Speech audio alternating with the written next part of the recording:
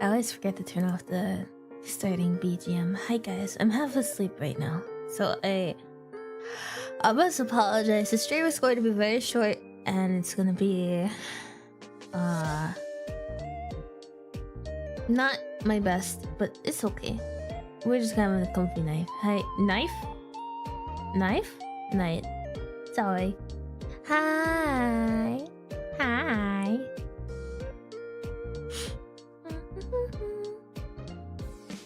You love the PNG, thank you. Hi. Hi, how are you? I hope you're doing okay.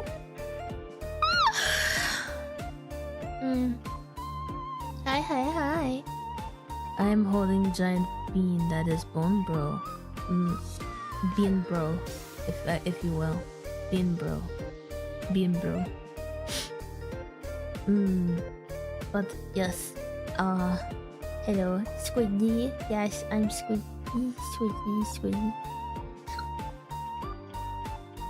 I don't mean to be so tired. I don't know. But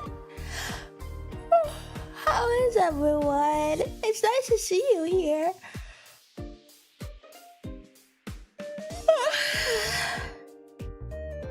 It's nice to see everyone here.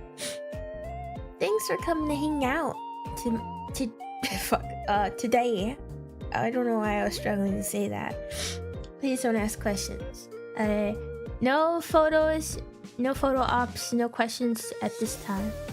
Oh wait, this is this is such a last minute question, but I'm curious. Should we, for tomorrow's karaoke, should we do it in 3D? That could be kind of fun, couldn't it? I think it'd be fun. We should do it in 3D. I just had that thought. Anyway, hi. Hi. How are you? I'm okay. As okay?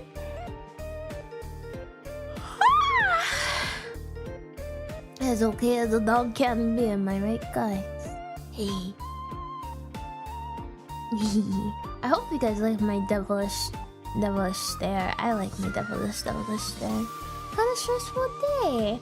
Aw, I hope you get to lay back and relax a little bit. You deserve it after a stressful day. Come on now. Oh no, poor thing. I hope your cat's okay. Hello.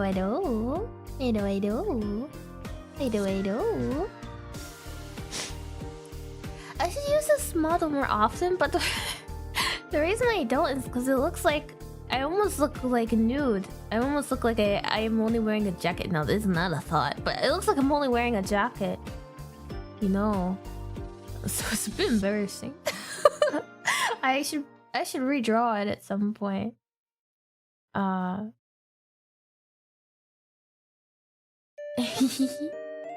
glad you like it. But yes, hi. This stream has been rescheduled like 10 times, by the way. I know, my shoulder is so scandalous. I am also thinking it that you pointed it out. I'm just saying what's on the people's mind, okay? Looking respectfully, I doubt that. I doubt that. I know what you are. But hi, nice hair, thank you. I didn't straighten it today. Sorry about that. Yeah, I suffer from heat damage on my hair because I straighten it every stream. Actually, I can move this. There we go. Perfection.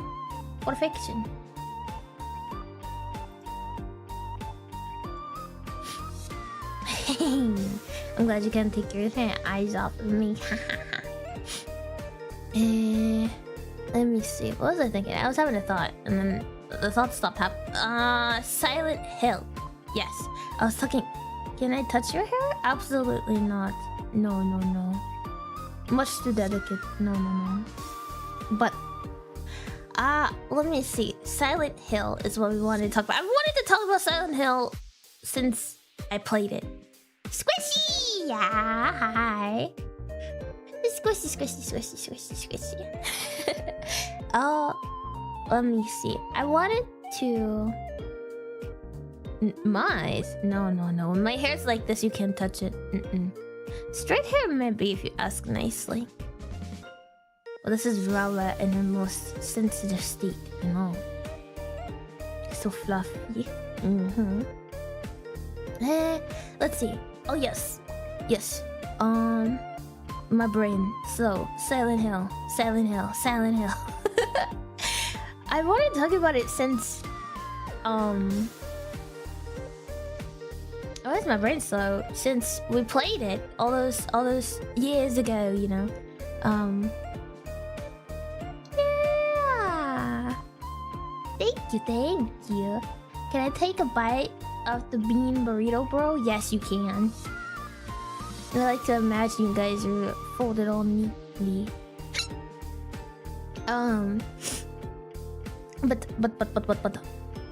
Yes, Silent Hill 2. Sorry, I've been trying to gather my thoughts. I'm half asleep. Please, be calm. Be patient with me. I wanted to tell you about this game since we played it last month, but things just kept getting in the way this month. So, we're finally to talk about it. Also, I hate to be the guy to say this, but we're not gonna play Silent Hill F. If we do, maybe it'll just be like a one-day stream thing. I don't know. Because I've already watched like 10 different people play it. I couldn't wait anymore! I was sick and I was sad, and then I saw someone play it and I was so happy. I watched so many people play it. I think I watched like 10 different people play it. Mostly because I was trying to see if like I was trying to understand the game better, and I could not for a while. And then I saw the whole game, like all the endings and stuff, and then I understood it. It's hella long and frustrating. Yeah, it looked a little. I will say it definitely felt like a long game. A lot of games are kind of long nowadays, which is Numbrawa's favorite thing in the world. But however, I still wanted to talk about these games, so I figured we could take some time, just hang out and talk about it. This was supposed to be an art stream, but I got so tired, and then I have a thing, so that's why the stream is gonna be short. I have to go. I didn't realize it was the same day. My planning's been off recently, so that's on me. That's on Lola. However, I still wanted to hang out. My thoughts on Silent Hill F is that it's a very pretty game and it tells its story well. Meeting day. Oh, meeting day. I love my meetings, but oh my brain always hurts. You know dog brains aren't that big. Dog brains are tiny. It's a movie. Yeah, it's a pretty good movie, I'd say. I think after seeing all of the cutscenes for the game, I think after seeing all of that, I think it's pretty good. I think my biggest issue is that its runtime is really, really long. Hi! Thank you. I'm glad you think I look cute. This is before I head off to bed type of thing. What did you think after watching F? I like the... Is it the true ending? The fourth ending. The final ending that you get once you go through the first ending and then the other two endings. The one you have to do at the very end of all those. I really like it. I just think that maybe if I just wish the game was shorter. I wish I could get there in a more succinct manner.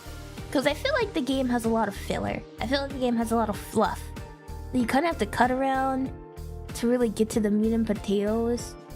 And I feel like some of its imagery doesn't hit as hard because they hit you with it a lot of times. And I understand that it's supposed to be like an oppressive, consistent thing. Yeah, kinda. Yeah, kinda like Naruto.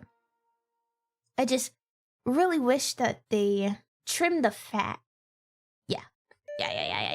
Hold on, let me pin that, by the way. Let me pin that.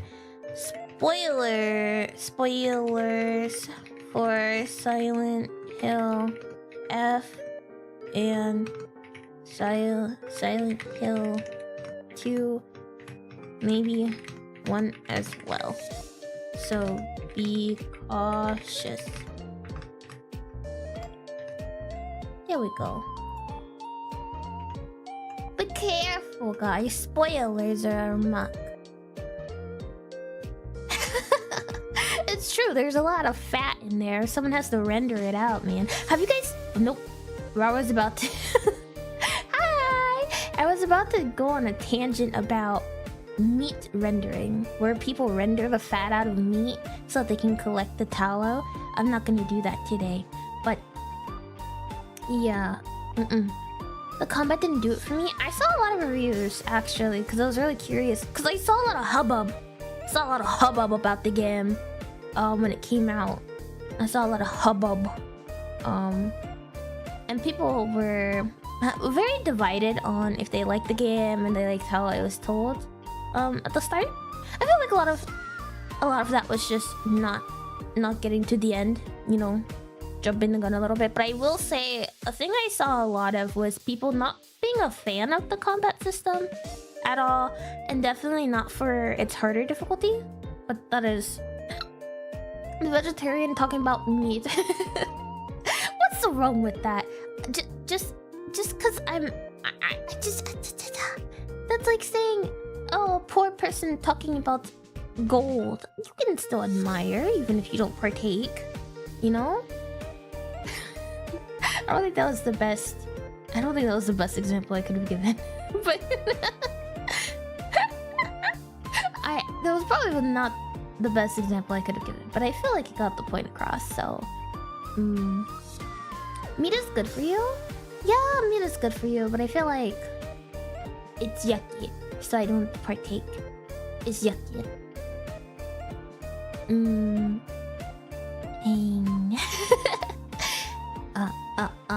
I was having a thought and then I lost it again. Oh yes, Silent Hill F. I think it's really cool how certain game mechanics play into the story. I do think that's fascinating. I think it's interesting.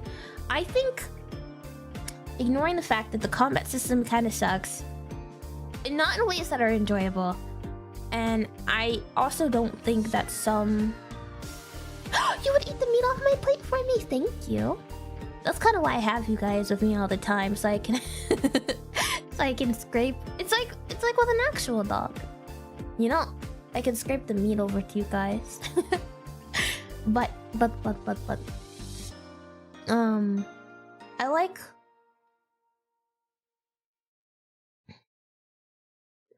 like that Silent Hill F story plays out the way that it does. I just hate how you get there. I think that it loses a lot of its oomph with how it spreads out its gameplay.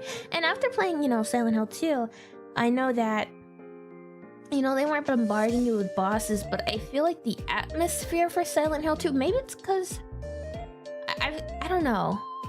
I feel like the atmosphere of Silent Hill 2 was very strong, and I feel like it carried a lot. And I think that I almost want to say I wish that Silent Hill F had a stronger audio ambiance. I want it, not that I don't think it was particularly weak, I just wish it was a little bit stronger to kind of pick up the slack a little. And there's a pointless tangents. I would say Silent Hill F is repetitive in its combat. Its art's very good art. It is an incredibly breathtaking visual game. Like, it is, its visuals are great. I just think that I think that its execution of major story beats is its highlight, and I think the stuff that's supposed to build up on that is lacking. And I feel like I think it definitely has an overpopulation problem. for a game that's called Silent Hill, it's not very quiet. I feel like you don't stew in things long enough, and I feel like you're just not. Things aren't eerie enough, is what I will say. I feel like when things are going wrong, when you're supposed to be on edge, when you're not supposed to trust something, or when you are supposed to trust something incorrectly, I feel like it doesn't illustrate that very well. I feel like it neglects you. Thanks for that.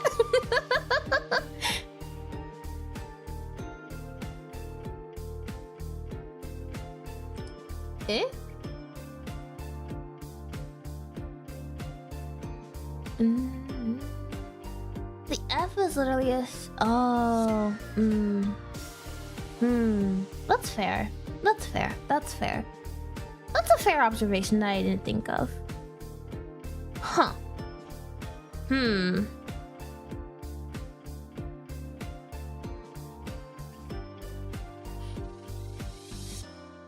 I don't know if it is supposed to be a factor. One can assume it's supposed to be a factor, but I do not know.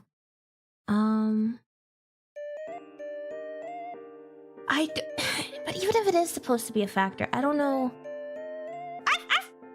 Thank you for being a member of the Doghouse for months. I can't tell what good it does for it to fucking work like that. No, okay, let me come back to the combat for a second. I do think that they did have... So, in the remake of Silent Hill 2, there was definitely far too many enemies. But I feel like the combat system wasn't as choppy.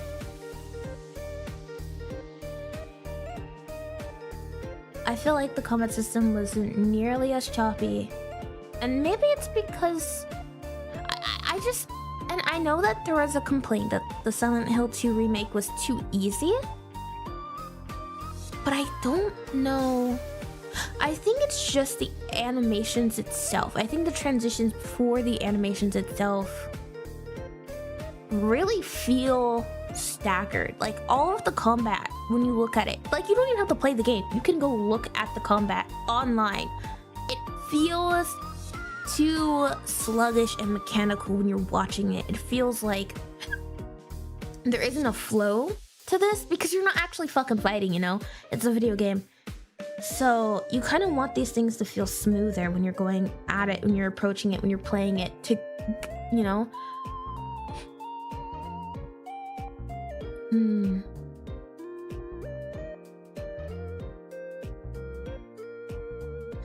I don't know what that is. But they got tank controls. Huh. It's probably a fair assessment though. But like, I think... Also, I don't know how to say I feel like they had too many items without it sounding rude. But yeah, I mean, that's also true. Silent Hill games being hard kind of isn't the point. I understand that gamers in general like a challenge, but I do genuinely think that if you are hellbent on having a challenge in a story-driven game, you're kind of missing the point of the game. I don't think I have. No. Hello! Hi! But yeah, I think if you are looking for a challenge in a story-driven game first, I think you're missing it. And I also think that when you have... It becomes like an issue in which when you're so focused on combat and resource management in a story-driven game, you lose a lot of this nuance that's supposed to be coming from the world building, from the ambiance, from the soundscape, from the set, just like all of it. And I know that 4 months strong. Thank you for the 4 bones. They're all mine now. Thank you. But I think that when you have an environment in which, especially, and not to Not to sound too crazy. Hello!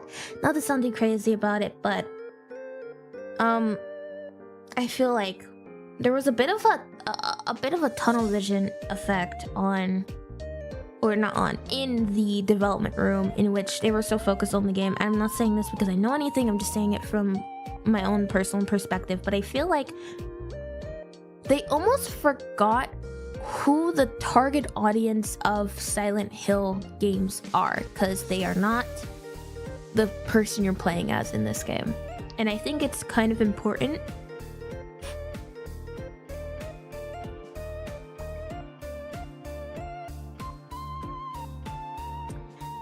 I think it's important to remember that the people playing this game and experiencing this story for the first time are not likely to...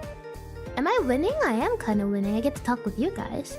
But they're not likely to be living the same experience that Hinako, the main character of Silent Hill F, is going to be living.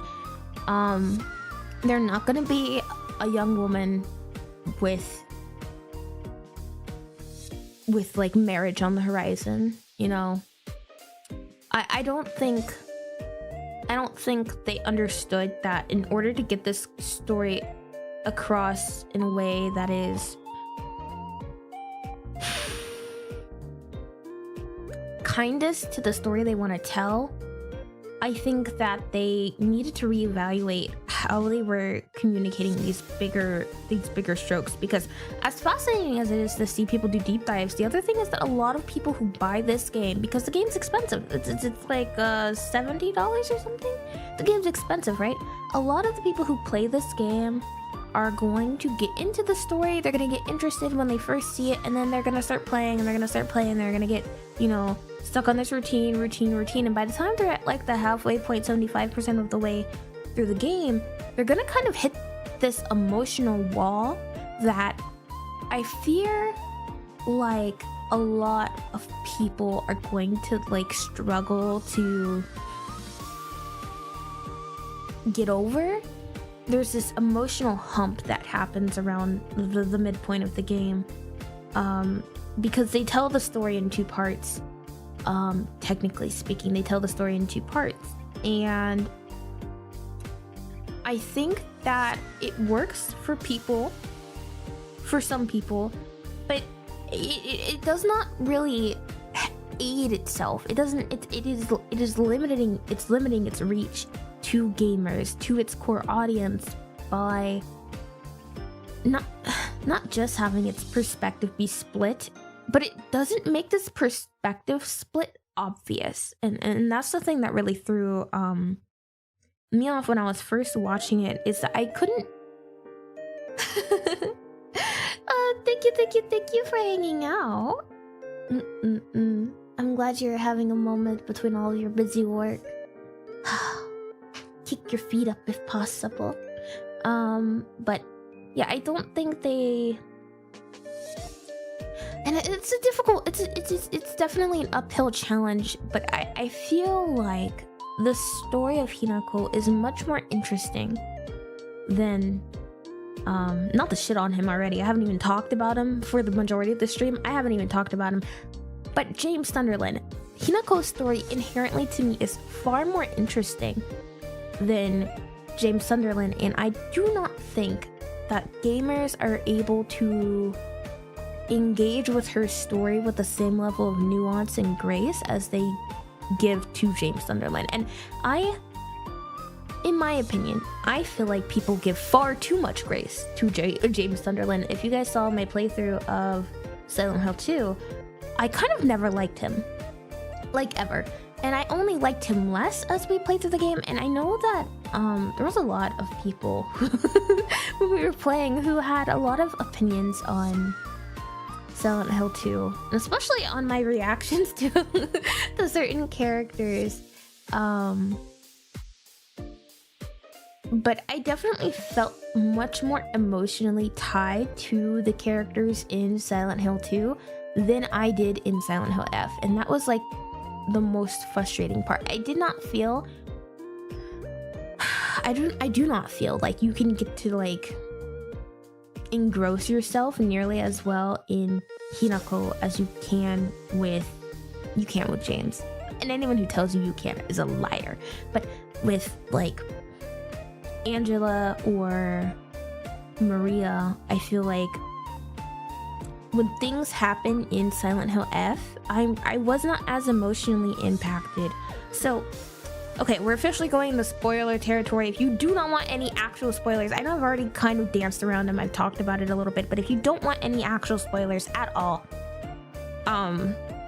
you should, you know, mute yourself or something, I don't know. But talking about it now, when Maria gets stabbed by Pyramid Head in the elevator for the very first time, when we see that happen, I'm entirely invested. I felt like I did something wrong. I genuinely thought that I had to replay that section because I fucked up.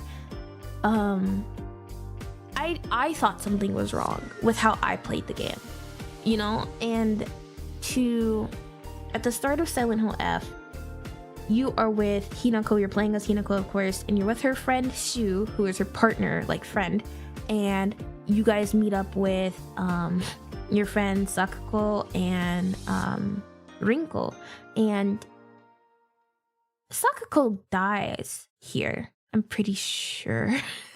And you know, you start running away from this fog monster, it's really intense, all of that. But the problem I have here is I didn't feel anything when that happened, other than like the, oh my god, what's going on? Why is that happening? We need to go, we need to run. Like, I don't, and like maybe that was for shock value, but there's this moment later down the line where you're sacrificing each of your friends in the other world, and it's supposed to be her shedding her past and her life and her connections so that she can get married to this man. But the problem I'm having and the issue I'm having is that I'm not convinced that she's, like, by the time you get to this point, I genuinely do not think that she has any motivation for doing this other than what I'm being overtly told. And I think that is the frustrating part. When I see James Sunderland do stupid bullshit number 79, in the back of my head, at the very least, I know that he is doing this to find his wife Mary, that he killed, but he still thinks he can find. That, at the end of the day, is kind of my point. What I'm about to say is probably gonna sound like it's not fucking related, but I need you guys to hold my hand and close your eyes and listen to me when I say this. This is my same problem I have with the Pikmin series. No, everybody, come back.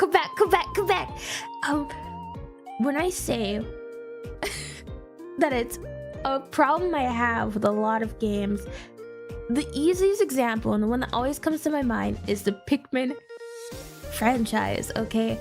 The first game's plot is you crash on a planet and you want to get back to your family.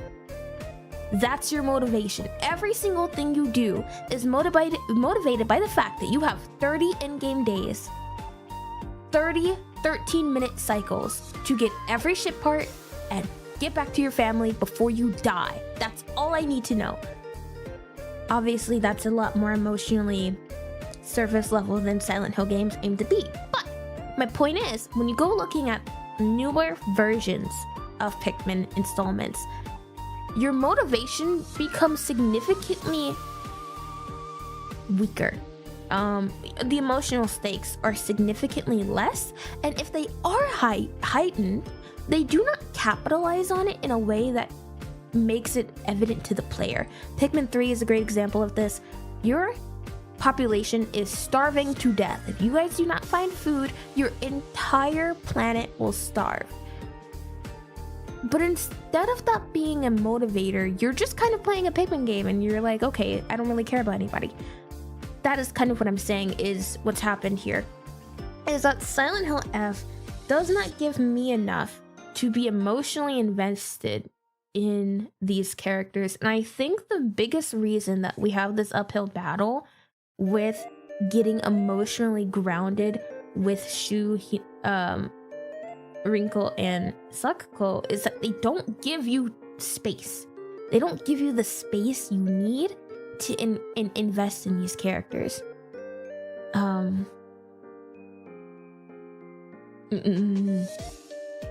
It just feels sluggish a little bit, but it also it doesn't feel like they lean hard enough into the things that really make this scary, make Hinako's situation scary. Because once I understood the story of Silent Hill F, I was like, holy shit, that's terrifying. Hinako, I will save you myself. I will reach into the screen and save you. But the problem is that they don't really get to that point. They don't get you there until like the very end of the game, and that doesn't make any sense to me. It is like a 20-hour venture, a 20-hour romp through this world, and I'm not here. I'm not here with it, and that is the largest frustration I have with Silent Hill F, and I feel like it's something that kneecaps it a little bit. I hope you're having a good night. I am. Thank you so much. Thank you so much. But yeah, James and Hinako, of course, are very different characters too. That is something I should say. James wishes for punishment. That's true. So that will hurt him and sometimes seem insane. Yeah, no. Hinako is given these pills by her friend Shu, and they cause her to have a mental split happens because of this substance that she's taking, and also because of the other things happening in the game, but that's like a big component. And I really think that if they wanted to lean into this, and I think I said spoilers for Silent Hill 1. This is going to be a little minor spoiler from Silent Hill 3 as well. There's a moment in Silent Hill 3 where, just to give as vague of information as possible because I don't know what you're doing, I don't know how much you know of these games, I will just say there is a guy who tells your main protagonist you see them as monsters, and that little moment where you hear that and you go, oh my god, have I been killing people? Honestly, I feel like they could have tapped into that uncertainty of that moment for a lot of the moments in this game of Silent Hill F. I feel like because Silent Hill F says that the fog monster is Hinako in the future, I think they could have toyed with a little bit more this jumble of emotions that Hinako clearly is exhibiting. And I feel like they definitely didn't unravel her relationship with Sakuko in a meaningful way. Sakuko is one of the most memorable parts of the game post her death, and that is the thing that really bothers me. It is like,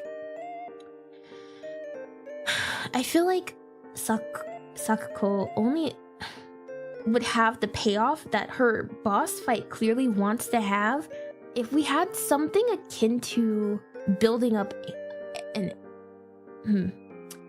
there's just not enough build up. I was gonna compare it to Silent Hill 2, but that's not fair because these are different stories with different storytelling methods.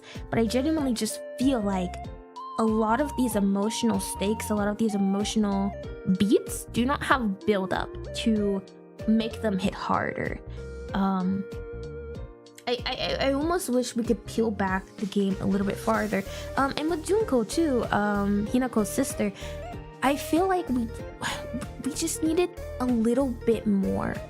The game is so long, but I feel like they don't use the time to really make you dig into these characters or Hinako's psychological state. And that's the biggest problem I have. There's a clear docileness and willingness to follow anything said to her in the alternate dimension Hinako, right? It's like subservience, but in the name of romance. But the problem here is that they flip-flop between these two abruptly, and I know it's supposed to be like Hinako's mind is fractured and you're experiencing it as she would, but it is such a strong shift that I do not think it allows the player to actually grasp what's going on. And I know that they wanted it to be a twist for your first ever playthrough, but it doesn't doesn't feel earned is what I'm getting at. It doesn't feel like I spent all these it doesn't feel like I spent all this time watching a story unfurl. It feels like I started playing as this character, I started playing as this girl whose personality is semi-established, and then these things happen. We are in this weird place and she's acting like herself until one moment and she meets the fox guy. As soon as she meets the fox guy, her personality kind of just starts seeping out of her. And because you spend so much time in the realm where she's the fox guy, well, she's with the fox guy, it definitely feels like it separates you from her person.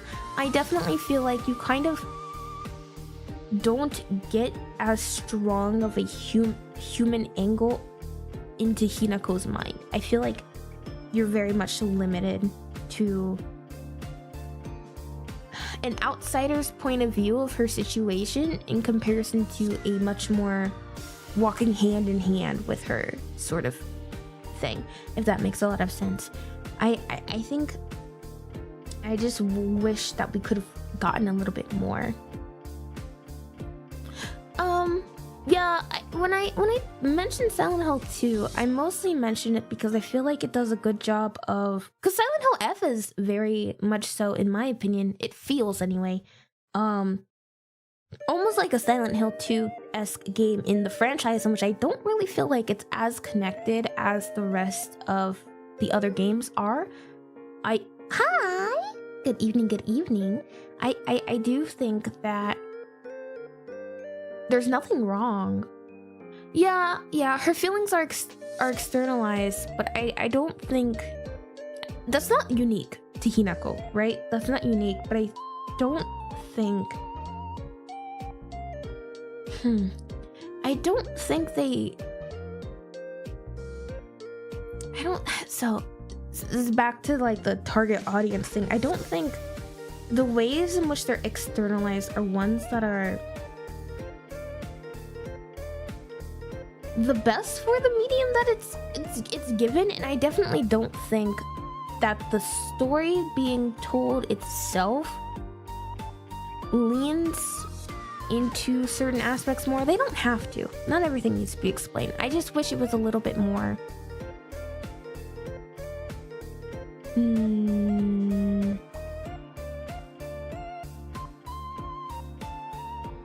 interested in letting you in, I think. Oh, get some rest, Crimson. Please get some rest. You deserve it. You work hard. I appreciate you. I just kind of wish that it took the time to like unwind a little bit. Yeah, no, James's feelings are externalized too, but I kind of wish, I think, to make my point a little bit better, I almost wish that the Hinako that is getting married to the fox demon, and the Hinako, because the Hinako that yearns for self-identity, and the Hinako that is trying to literally mold herself into the wifely duties that she's expected to do, I wish that their gameplay rhythms were different. I think that's what I think. If they really wanted to have these two juxtapositions in which they have to marry at the end of the game, like at the end, the true ending of the game, if that's what they're going for, I almost wish that it felt like they were two sides of an incomplete puzzle instead of being kind of just the same thing but reskinned. And I know it's just a Silent Hill staple for that to be how it works, but I feel like they could have leaned into it a bit more because it's such a combat focused game. I know technically speaking they did this, but I don't think they did. Like, technically speaking, having different weapon types that work differently do, but I think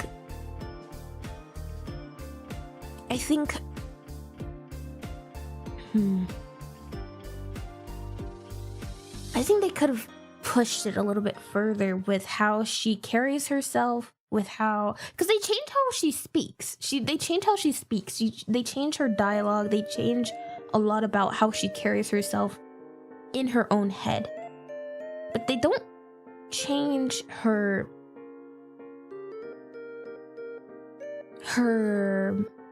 physicality enough for me to be satisfied. I guess. What are we yapping about? We're yapping about Silent Hill F, baby. Hi. Thank you.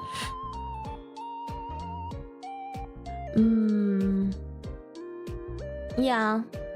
I understand wanting ambiguity in games, but I definitely do wish that there was a little bit more. But I also understand. I understand why. It's not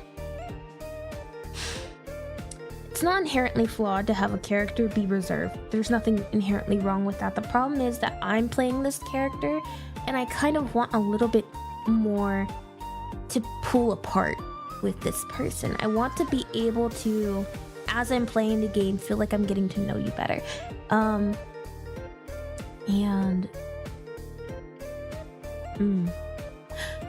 I definitely think the combat system bogged the game down a lot. I don't understand why they were so insistent on it, because I also think that they kind of minimize the impact that these monsters have with the ways in which you take care of them. I've seen some of it, not the best game. Cool setting though. I don't think it needed to be the best game. I think it just needed to tell its story more succinctly. I think if I had to give my biggest critique of Silent Hill F, is that it goes on too long in places it shouldn't, and it goes much too fast for parts that do. I remember I think we raided into Nova Senpai when she was playing Silent Hill F, and I stuck around because I just wanted to see her, and it was during the parent section. I didn't realize she was that far into the game,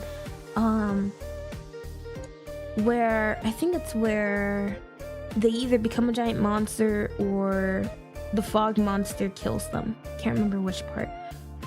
But I genuinely think that when they have these big moments, they don't really give you time to linger on them, and it's fastness, it's rush to get past these cinematic moments doesn't feel like it serves a narrative purpose, you know? It doesn't feel like we're brisking by these moments because that's what Hinako's feeling, that's what life is forcing her to. It really feels like it's not paced great.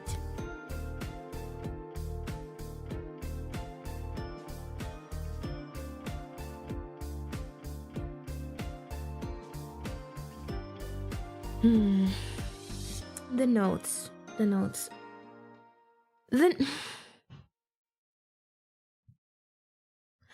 notes were not bad. I just kind of wish that a lot of what we got from the notes themselves we got in other ways, is what I can say. I think a lot of the notes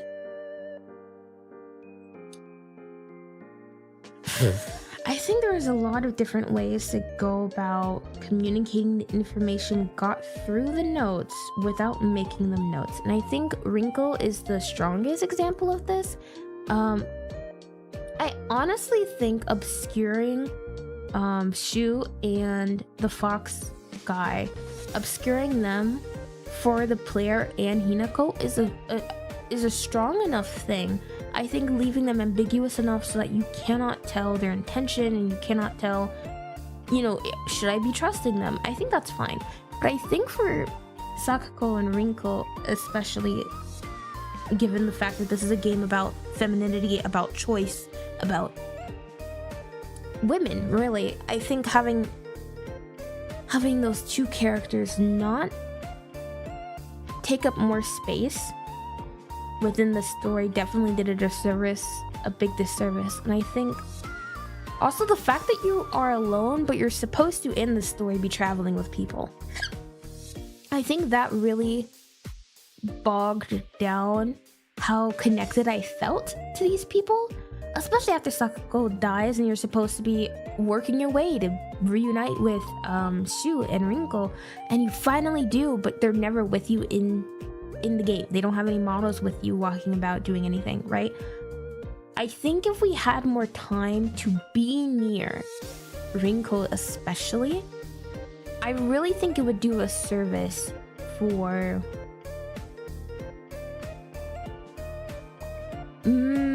yeah. I think there's something to be said that Silent Hill F is so beautiful, despite a lot of its beauty coming from its horror. Like, the flowers themselves are supposed to be indicative of this change happening with Hinako. But I really think that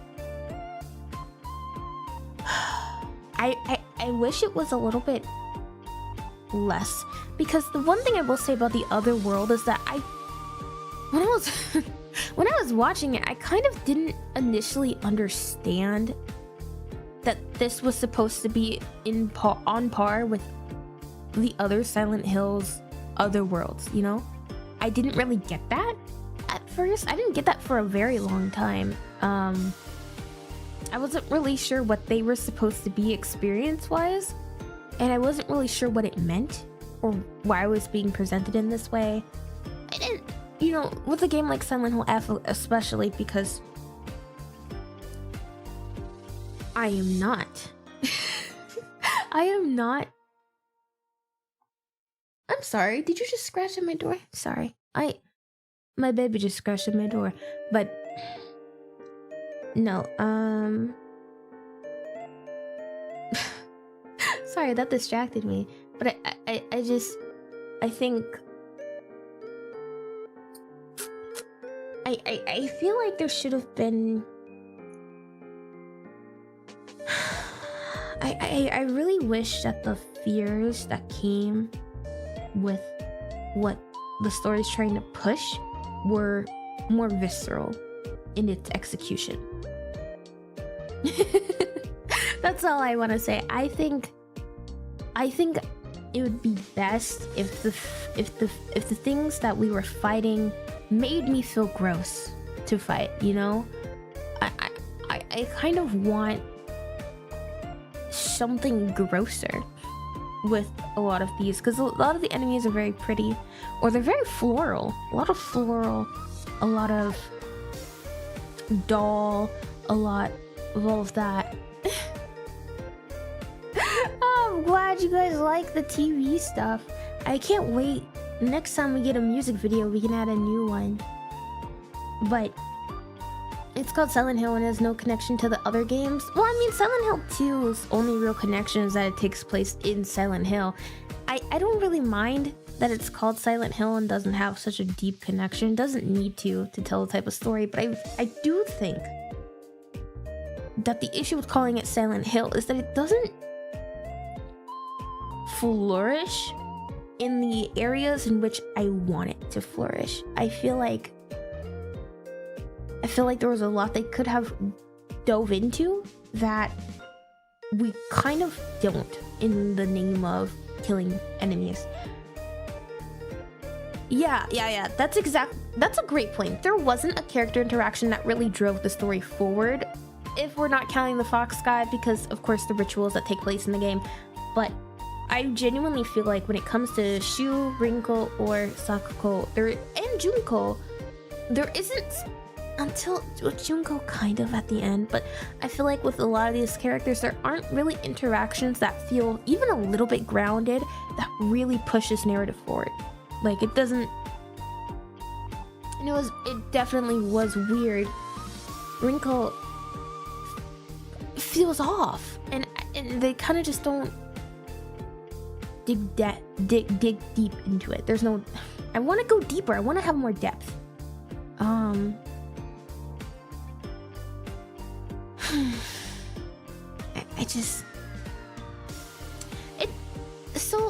And it's almost inappropriate to say that it doesn't feel like a Silent Hill game, because it does in a lot of ways feel like a Silent Hill game when you are playing as Hinako and are just walking, not fighting. I cannot stress this enough. When you're not fighting, but when you're just walking through, is it Ebisugaoka?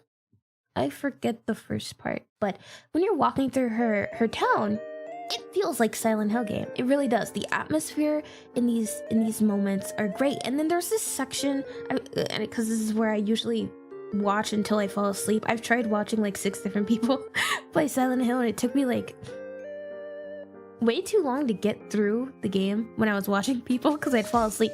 There's this part where you're following like the scarecrows in this field. And that has a really good atmosphere, and there's good tension here. Is it a little bit drawn out? Yes, but I think that it's pretty good. I think it's a pretty good moment. And I just really want there to be some more feeling in, yeah, the scarecrow puzzle. I just want there to be more feeling in these things. I don't need Hinako to be expressive for this to happen either, because I feel like that's another thing that is kind of difficult to articulate. But I don't think I need Hinako to be more expressive. I just need to see her engage with more things, to see how she articulates, how she carries herself, how she wants to carry herself. How I need to know a little bit more about Hinako, and maybe it just needs more time. Maybe I just need to engage with it more. I'm not really sure. I just feel like, and you know, I'm not trying to say, as a person who is, because after we played Silent Hill 2, I was really into Silent Hill 2. I've watched so much. From videos from a decade ago, like videos from a month ago. I've been watching everything that I can, get my grubby little paws on, to understand Silent Hill 2 a little bit better, to take away a little bit more, to see its impact on people. Even if I don't agree with the reading of the game, I want to understand it a little bit more, and I want to, you know, I just really want, I want to have these moments with Hinako. And I think the biggest issue I have is that Hinako doesn't seem to engage with things until there's this big conflict. So it feels like she's disengaged in a lot of ways until we get these small specks of dialogue in there. But the dialogue never feels right when I'm watching it, because I feel like we didn't earn these dialogues. I've heard there's more than one ending, but you haven't seen any of them, have you? No, I've seen them all. I got really curious over this past month. So I've watched a lot to do with Silent Hill F. I haven't read or watched too many people's interpretations of the game. I'm excited to do that. I mostly just wanted to stew in my own thoughts and feelings towards the game and talk to you guys first, and then go and engage with it a little bit more. Maybe look at it from a few different perspectives. Are they worth the full playthroughs on hard mode? Probably not. I don't think the combat system is fine-tuned enough for the difficulty system to make a lot of sense, you know? Oh, you haven't seen them. Oh, I see. My bad. I recommend watching them. The ending cutscenes aren't actually that long. I think they're like 30 minutes in total for every single cutscene. It's not that long. And I definitely feel like these endings and these different endings really flesh out Hinako. And it's why I am endeared to her as a character. I'm really interested in her. I just feel like we don't earn these things through the gameplay itself. I think the gameplay does not lend itself to making these cutscenes feel like something you've worked towards.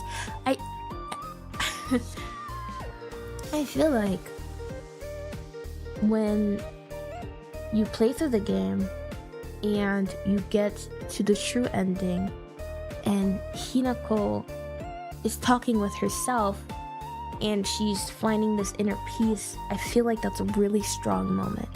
But I also feel like when you only play the game once and you get to this mind break, this mind fragmentation for the first ending, and then you get this like news story of a bride-to-be who snapped and I think killed 2 people or something, and she was on the pills that Shu gave us at the beginning of the game, And by the way, the only way to get the proper endings of the game is if you stop taking those pills in your playthrough, meaning you kind of lose a health resource, but whatever. I feel like the ending feels particularly painful on first playthrough.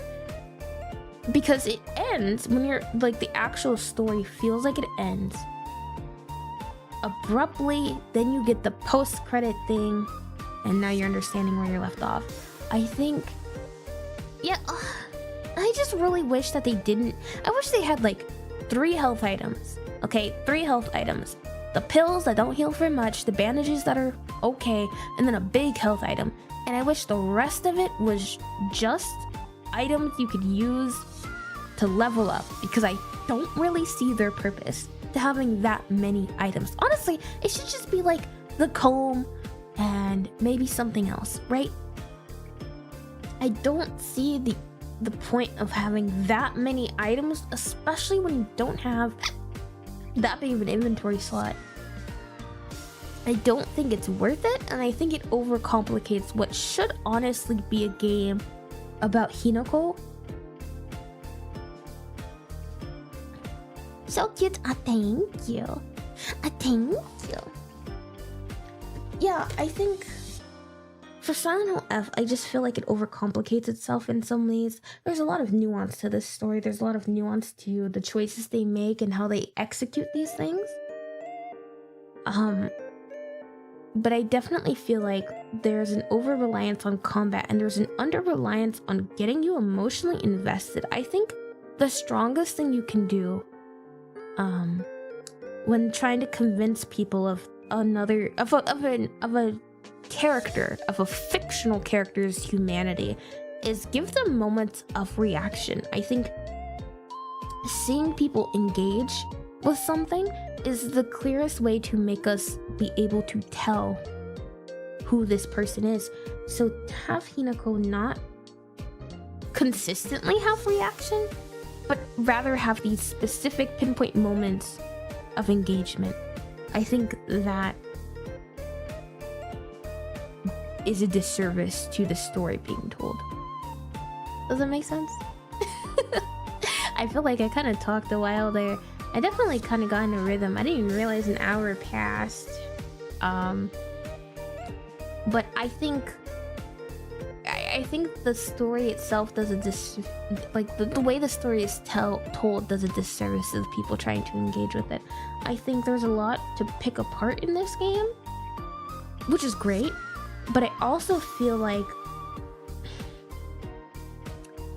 there was much better ways of getting this information across to you.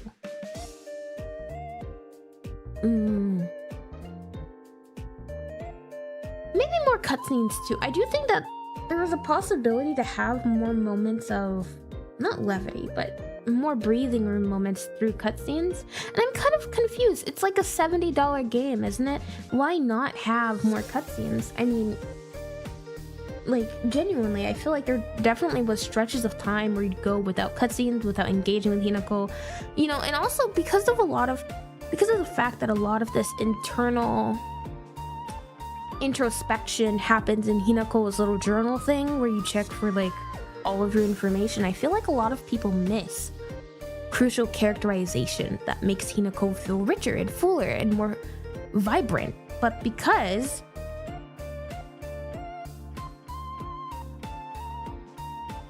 it's, you know, all compact, I think it really misses the mark to make people have an easier time digging in to her brain. It doesn't need to be spelled out, but I just wish that there was a little bit more that we could have. I don't need her to react hard. I just need to see that she's engaged with everything. I think I kind of wish things shook her a little bit more. You know, I feel like I feel like we just don't let the seat react harder. Yeah, pretty much. I'm just telling her she's shit at her react job, dude. But I also feel like Wrinkle doesn't react well. And this is the other thing, you know, it's Silent Hill, so it's like, are these these people are like representations, these people aren't real, these people are manifestations. I don't think that was really Rinko.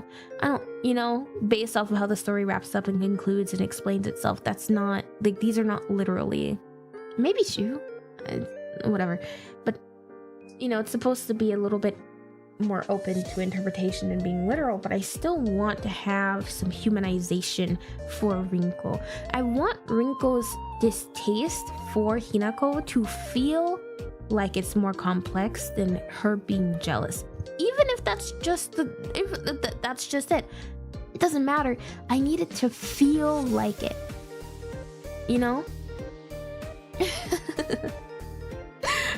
Why are you giving a 20-mile stare? I think maybe sound direction. I think Heather's. I think that's a pretty high bar. Listening to some of the soundtrack for her, she's really good. I just genuinely, I feel like there's something missing from the way that the story is told when you're watching the game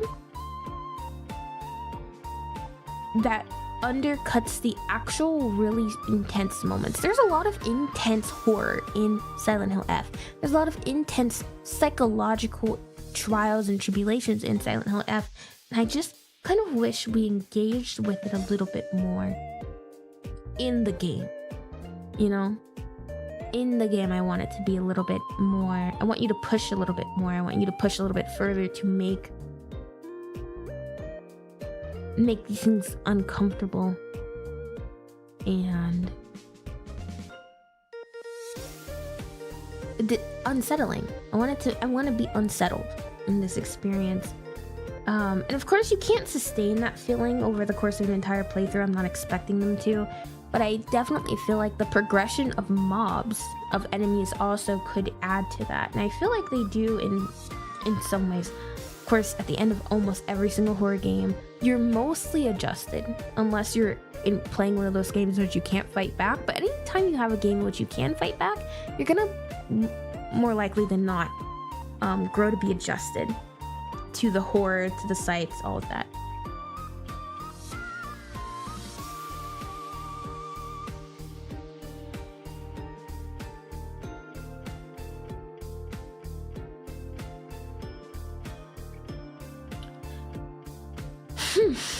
Junko, that's a good thread to pick on. Do I think the whole game would work better as a visual novel? No, I do not think so. I think there is something about having Hinako fight and claw her way to having her own choices. That is something that's very beautiful. I think there's something very beautiful to the fact that Hinako, a girl who the game starts off telling you is isolated and ostracized by her peers for playing with boys. That girls her age don't want to play with her because she plays with boys too. I think having her do something in a situation where she is being coerced to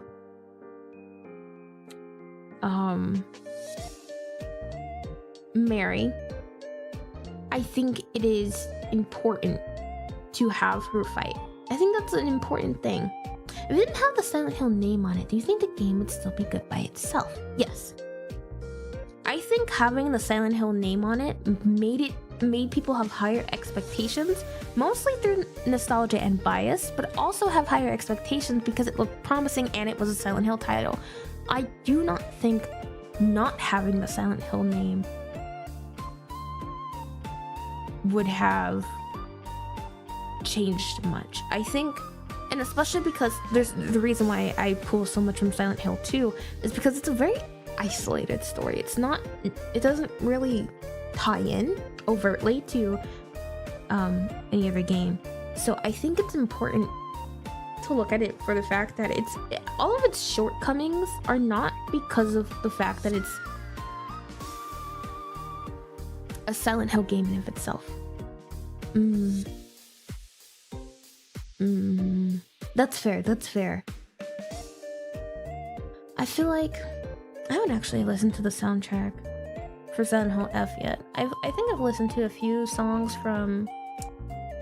I know I've definitely listened to. I can't remember what it's called because I didn't type it. I just clicked the playlist for it. From Silent Hill 3, there's this one song that's just so good.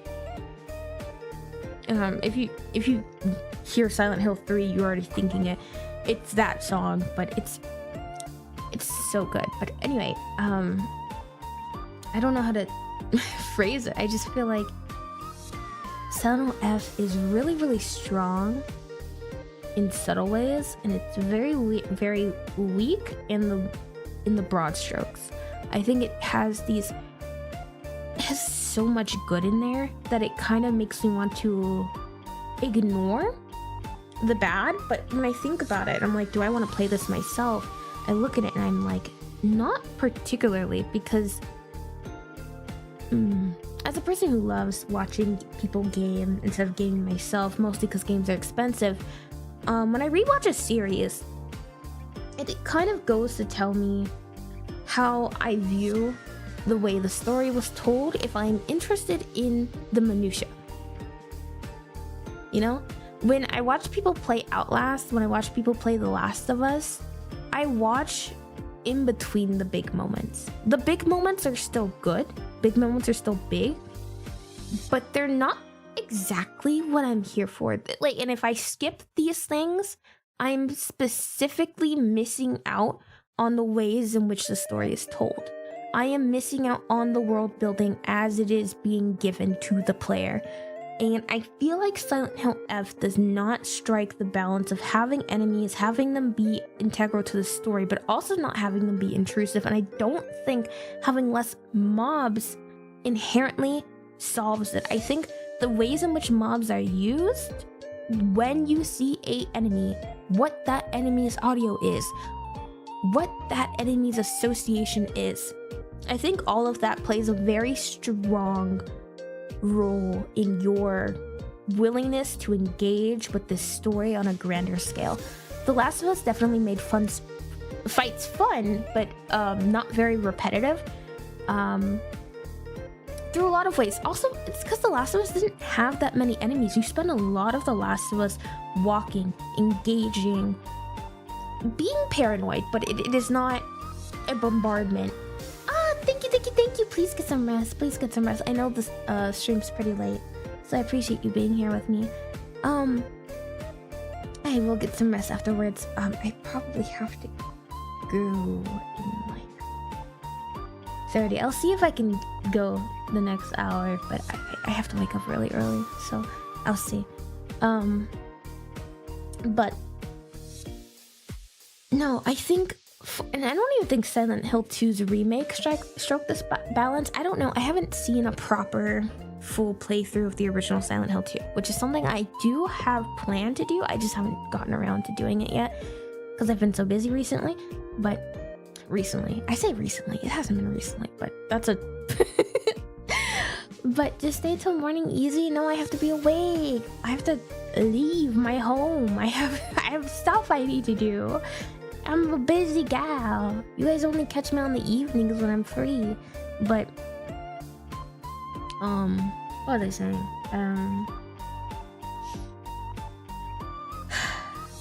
What are they saying? I will sleep well, don't worry. You guys tucker me out. Wink wink. I'm not surprised that the remake had smoother fighting. The remake's fighting was really good. That is the one thing I will say above all else.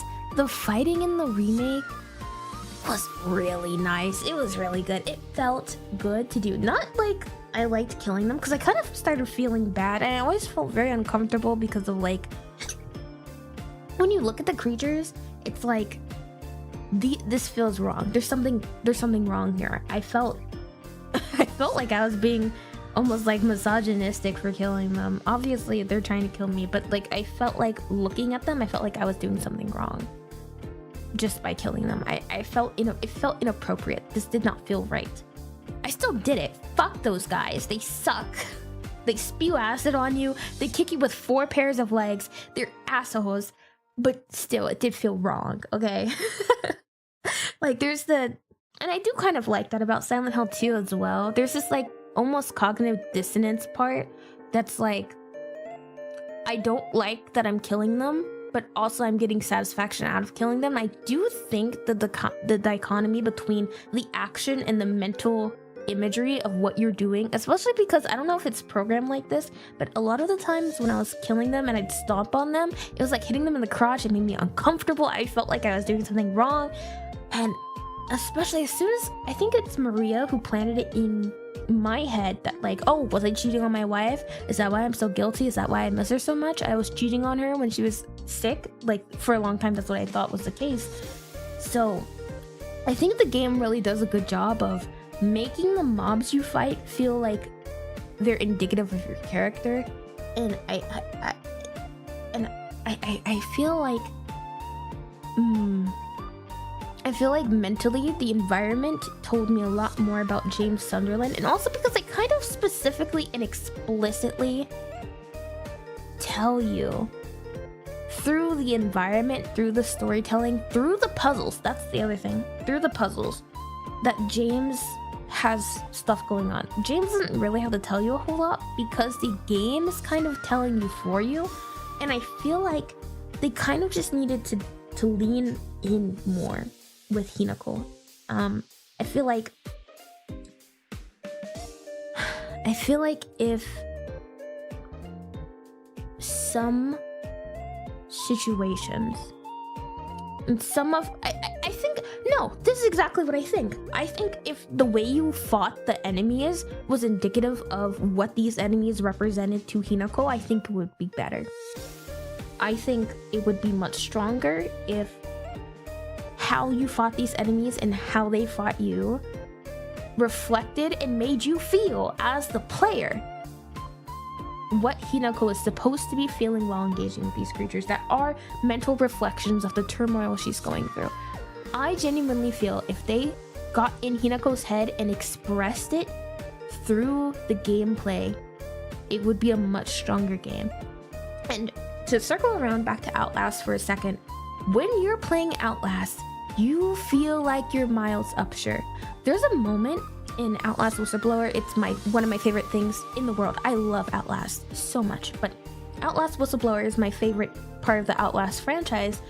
And there's this moment where you're with my favorite character whose name I never remember because I just remember him as the penis guy, or the groom. I think he's called the groom, something like that. And he has you strapped down and your legs are spread, and you as the whistleblower, whose name I am also forgetting because I haven't played or looked at or did anything with whistleblower in ages. You look down and you just see your dick, right? You see your dick and your balls, and there's a saw there, right? And even though I don't have those, right, I'm immediately panicking and I'm going, oh my god, please do not turn that on. I'm going, please do not turn that on. Please. So the reason he's going to try and remove your bits is because he's trying to make you into a wife. We will play Whistleblower at some point. I don't know when, but we will play it. Trust me, it is my favorite thing in the world. As soon as I'm not the world's biggest coward, we will get to it. But it is such a good moment of making me feel exactly what the player is feeling. And yes, the person you're playing as is trying and is expressing fear and all of that, but that is not what's making me scared. The person I'm playing as reaction helps a little bit, but it's not what's making me scared. I am mentally in this person's head, and I really just wanted to get into the minutia. I want to get in there when I see Hinako's story through her play, through her like through the gameplay. I really think that it does not benefit the player in the ways in which it should. I do not feel like you get in her head when you're playing the game, nor when you're watching the game. And that's the other thing. I have not played that part in Whistleblower ever. I've never played Whistleblower. I think I started Whistleblower one time. I turned it on, I tried playing it, I got so scared I almost started crying and I closed it. I couldn't handle it. It freaked me out too bad. So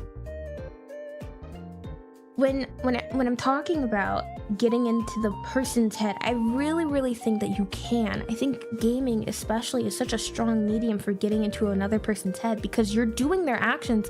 Even though they're not you, you are committing those actions alongside them. And you know, I really think that if the fighting that we're doing felt more personal, I feel like it just doesn't feel personal enough. And I know that a lot of because there's a lot of issues with combat from reviews I've read, and I think that if they wanted the combat to feel, because I'm assuming they wanted it to feel the way that it feels, because you're a child. You're not really a child, but you're a young woman who's like, you're kind of, it's weird, but like, you're supposed to be this person who doesn't fight, you're not strong, right? This is completely alien territory for you. I think, oh, thank you. I'm glad. That makes me really happy. I love video games. I used to want to be like a game dev for a while, and then I realized that shit's hard. I would still love to work on a video game in some way. If I could ever work on a video game in any capacity, I think that would just be the swellest thing in the world. Even if it was just like my voice or something, I would love that. I think that would truly make me happy. But back to Silent Hill. I think could do art one. Oh, that would. Oh, I would be really giddy. That would be pretty swell, I think. But yeah, I feel like there's so many ways that they could have really engrossed this in Hinako's brain without necessarily making her spell things out for us. I think maybe if when I try and like decouple it, I think the combat system really does hamper a lot of what I'm trying to say. But I also think that the environment doesn't really help. I feel like the environment itself is not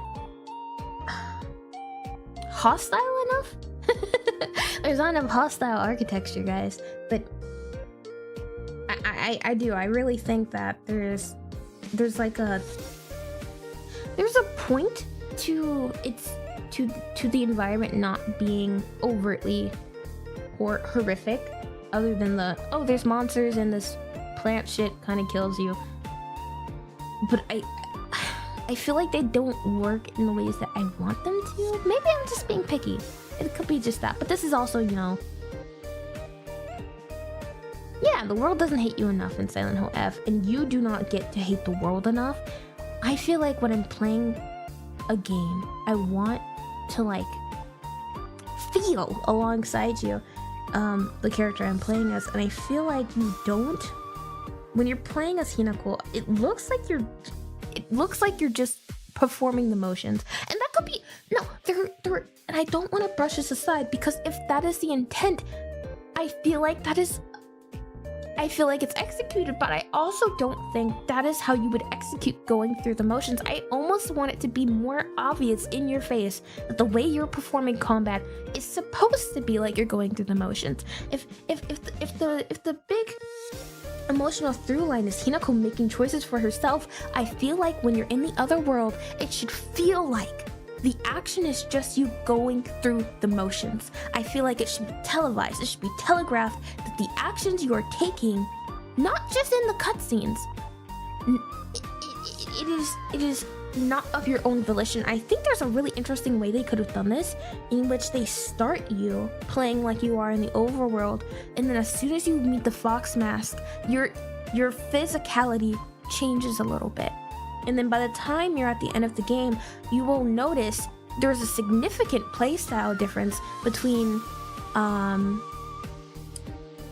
just gonna call her Fog Hinako and other Hinako, or original Hinako. I think having a stronger divide of presence between these two, because obviously they reflect one another, but I think that it's almost too subtle in ways that impact the gamer, because it's a video game.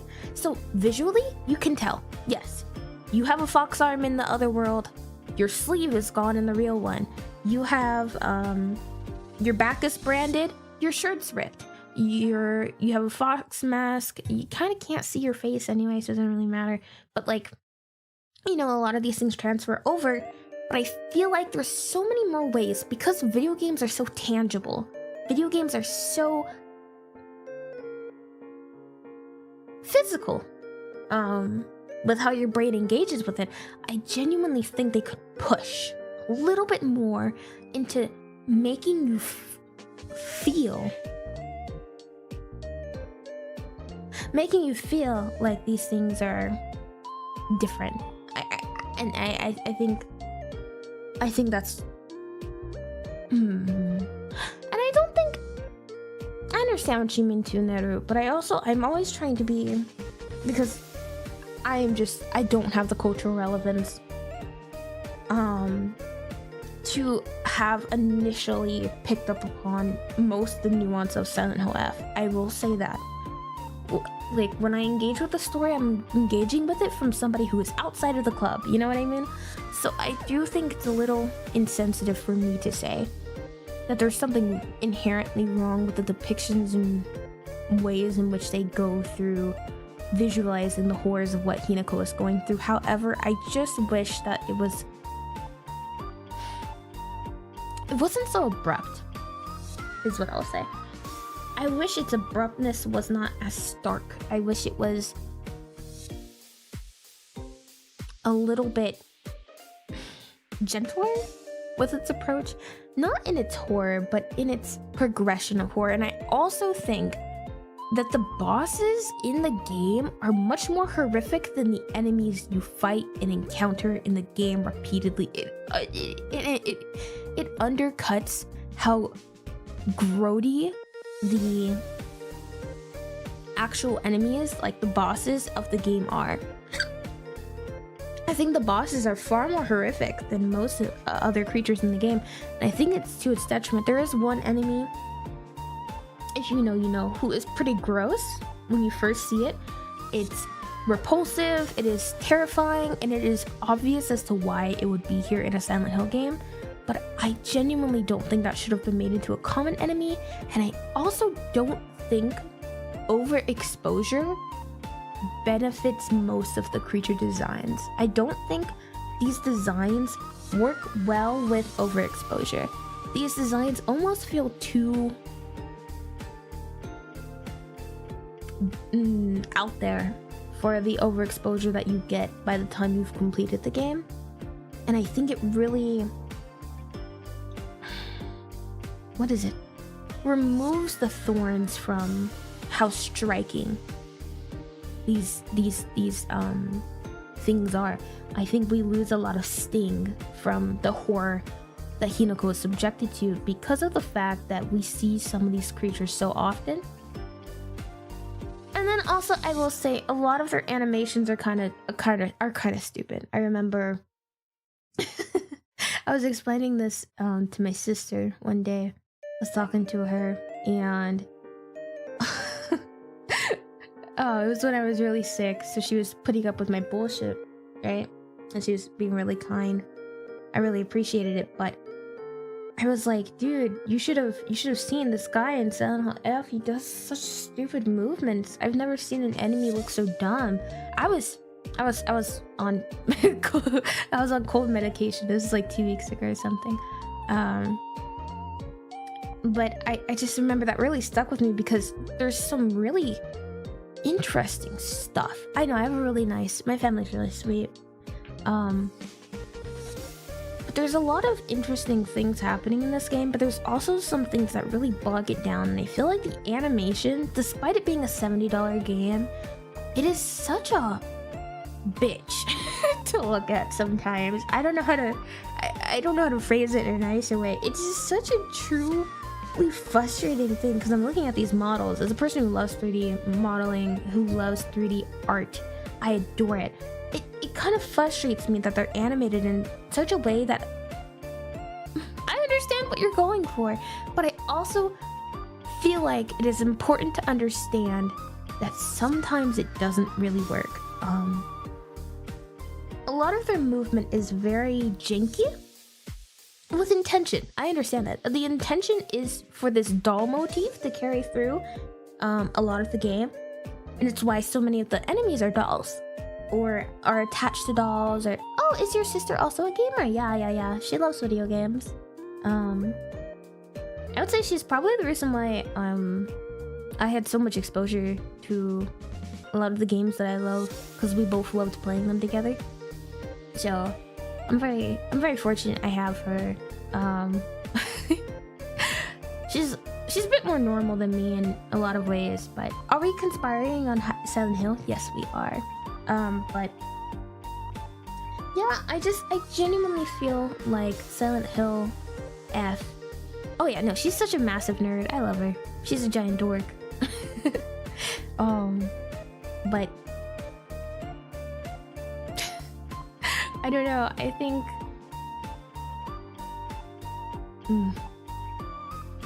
yeah. I kind of want the violence to feel desperate in Silent Hill F. That's a great word. Thank you for using that, because that was you hit the nail on the head with that one. I was trying to phrase what I wanted this combat system to feel.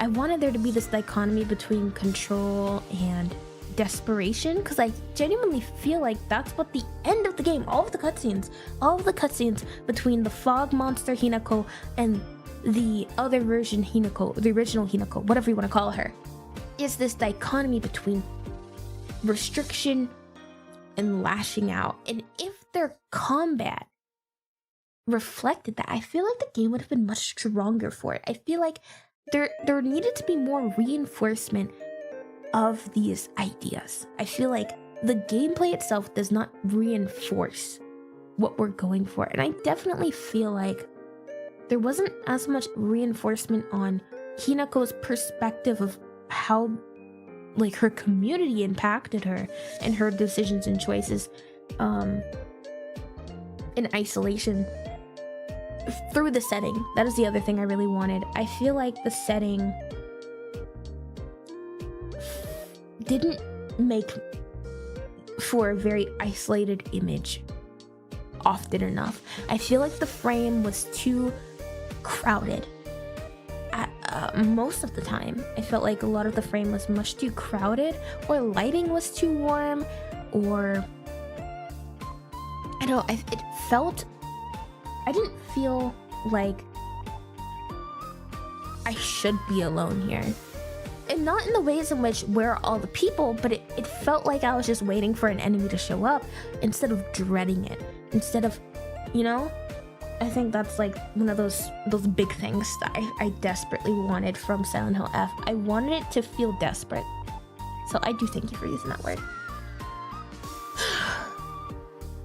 Yeah, F has a lot of waves and waves and waves and waves and waves of enemies. Is like a slog. It is a lot to get through. The amount of enemies that you're just seeing. And I don't know why they specifically wanted that, because there could have been like critique of small communities, what it feels like to be in a small community when you stand out so much, and when you're at the precipice of such a big life change, of such a big social change as getting married at the time. Yeah. Yeah, exactly. Thank you, Naru. James, in the remake especially, he felt very violent in his action, even though I felt like the story wasn't supposed to be telling me he's violent. I felt like the ways in which he did commit violence was more than just as a means to self-defense. It felt like release when James did it. And I think that plays into the nuance of James killing Mary. It wasn't just this hateful act that he might try and tell himself to make himself feel worse. It's like this release of responsibility, which he didn't really fucking I have so much to say about James Sunderland. We will get to James Sunderland. Oh, do I have the time? I don't have the time. I want to talk about James Sunderland so bad. He pisses me off. I have so much to say about Silent Hill 2. hate James Sunderland. James Surf and Turf. I hate him. I hate him so much. But yeah, no, I really love discussing this. It makes me happy. Yeah, I also do think that that's the big thing. I feel like when you're in an environment in which enemies are less common, seeing 3 or 4 is overwhelming. But when I was watching Silent Hill F, there was environments in which there's like, I think, what was it, like 6 or something? There's like a lot of them, and I do think that they overestimate what a good amount of enemies is, you know? I think they don't understand. There's like a balancing act between your violent output and the violence you're supposed to be defending yourself from, and I don't think they understood how to properly pace that. And it also, when you look at the enemies, they don't have synergy, which pisses me off. I love Silent Hill F, but it drove me up a wall watching these enemies whose attack patterns don't really work with each other, their attacks don't even feel natural or flowy, and they don't feel disjointed in a way that felt intentional. It felt like they were supposed to be disjointed, and then they turned out more jank than anything else, and that was a really frustrating thing to sit through. It's I'm just watching, and it's like this, are you gonna go first, or am I? Oh. It's like, I don't want that from watching. Like, I don't want to watch that, nor do I want to experience that. I feel like the combat system really hampered it, and it really could have elevated storytelling. I really wish Hinako had characterization to her combat.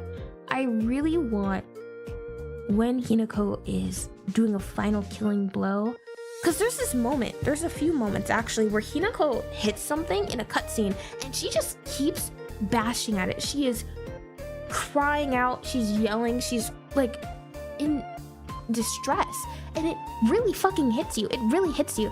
So I really wish the combat ramped up to those cutscenes, that the longer you're doing this Silent Hill journey, the more and more tired, desperate, scared, anything. I want it to feel like when you're playing as her, you are in that position of which you are desperate, and you don't even know what you're desperate for, but you're desperate. You're clawing at it.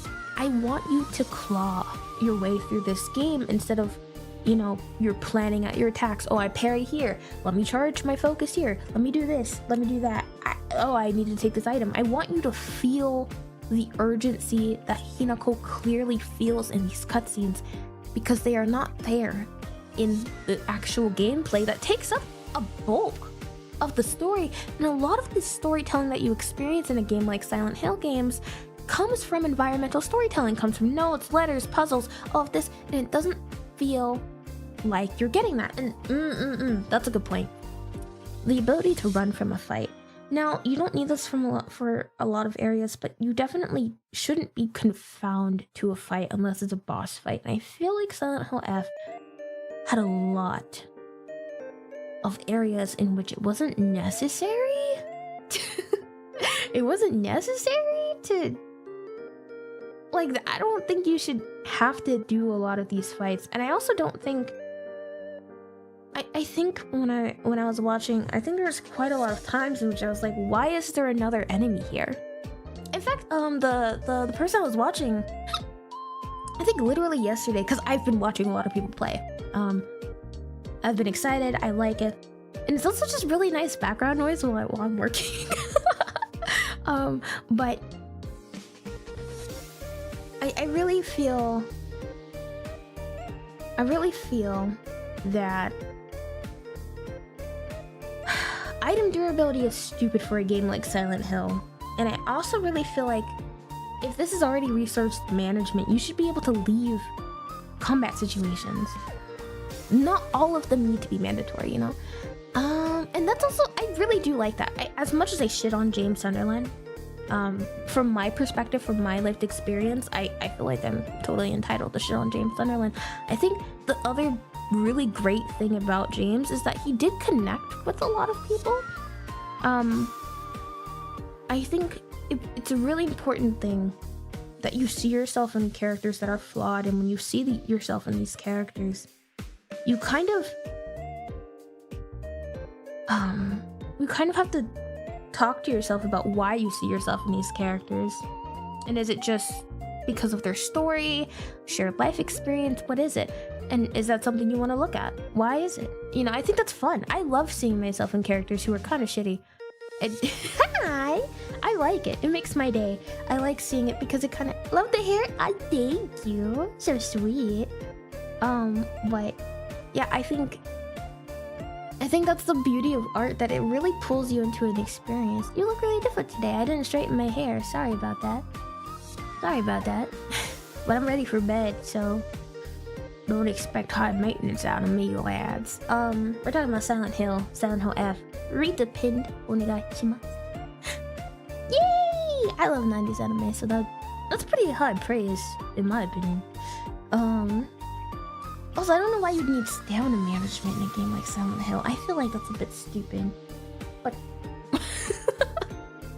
sorry, the idea of stamina management at all is just so dumb. I don't know. I feel like they put a lot of hurdles into Silent Hill F's combat system that were absolutely unnecessary, unwarranted, uncalled for. Whatever the word you want to use. It feels kind of ridiculous. I think you're overcomplicating it. You're dragging it a little bit, you know? Natural Robot is thank you. I still will gusty up for most streams, but it's nice sometimes to let the hair down, so to speak. But actually, I think now, because I think I'm pushing it, but I'm more than happy to push it a little bit. In these last 20 minutes or so, I want to talk about, like, Silent Hill 2, because we talked a lot about Silent Hill F, but because I keep comparing it to Silent Hill 2, and we just finished that, that's like the last big series we finished, I think it's fair to talk about it, because I have a lot of feelings. I have a lot of complex feelings about Silent Hill 2. I have a lot of very blunt feelings about Silent Hill 2, but I do have a lot of much more uncertain feelings about the game as well. I think James is a great character, especially given the time in which he was put out into the world. You know, when it came out, I feel like it really hit a lot of players. And I think the interesting thing was, you know, as for who I am, watching a lot of you guys talk about. I think that's probably my favorite thing that came from the Silent Hill 2 playthrough at all, was just getting to sit back and watch you guys talk about your experience and your connection to James. I think that was probably my favorite thing.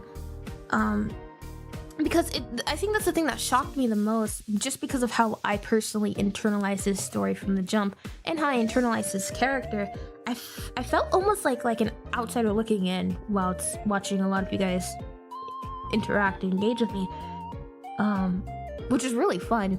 But it was kind of crazy to see just how many people like had a lot of empathy for James, and when I definitely was not as charitable. I've definitely grown to be a bit more charitable towards James, and I understand him a lot better than when I played it.